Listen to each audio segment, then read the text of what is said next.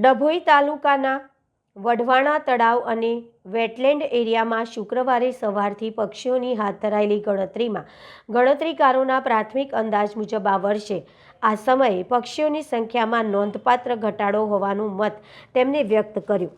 જોકે જાન્યુઆરીના અંત અને ફેબ્રુઆરીના પ્રથમ સપ્તાહમાં વધુ એકવાર પક્ષીઓની ગણતરી કરવામાં આવશે। ત્યારબાદ આ વર્ષ શિયાળામાં યાયાવર પક્ષીઓ વઢવાણા તળાવ પર કેટલાક આવ્યા તેની જાહેરાત રાજ્ય વન વિભાગ દ્વારા કરવામાં આવશે।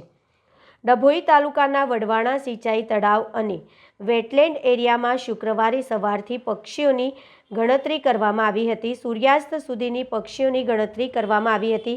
પક્ષી ગણતરી માટે તળાવ અને વેટલેન્ડ એરિયાને 9 વિભાગમાં વહેંચી દેવામાં આવ્યું હતું। Conservator of forest Anshuman Sharma, એસી8 નિધિ દવે ગત વર્ષે 55,000 વિદેશી પક્ષીઓ આવ્યા હતા। આ વર્ષે સંખ્યા ઘટી શકે છે। જાન્યુઆરીમાં તારીખ 2ના રોજ પક્ષીઓની કરેલી ગણતરીમાં ગત વર્ષની સંખ્યામાં પક્ષીઓની સંખ્યા ઘટી શકે છે। ગણતરી શરૂ કરતા અગાઉ આ વર્ષે 65,000 પક્ષી નોંધાશે તેવો અંદાજ હતો, પરંતુ શુક્રવારે થયેલી ગણતરીમાં ગત વર્ષે નોંધાયેલા 55,000ની સંખ્યા કરતાં પણ પક્ષીઓની સંખ્યા ઘટી શકે છે તેવો મત વ્યક્ત કર્યો હતો।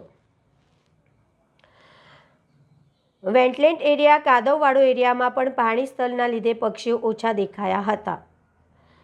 જ્યારે ત્રીજી વાર પક્ષીઓની ગણતરી જાન્યુઆરીના અંતમાં કે ફેબ્રુઆરીના પ્રથમ સપ્તાહમાં કરવામાં આવશે। આ માટેની તારીખ હવે પછી જાહેર કરવામાં આવશે તેવું વન વિભાગના સૂત્રોએ જણાવ્યું હતું।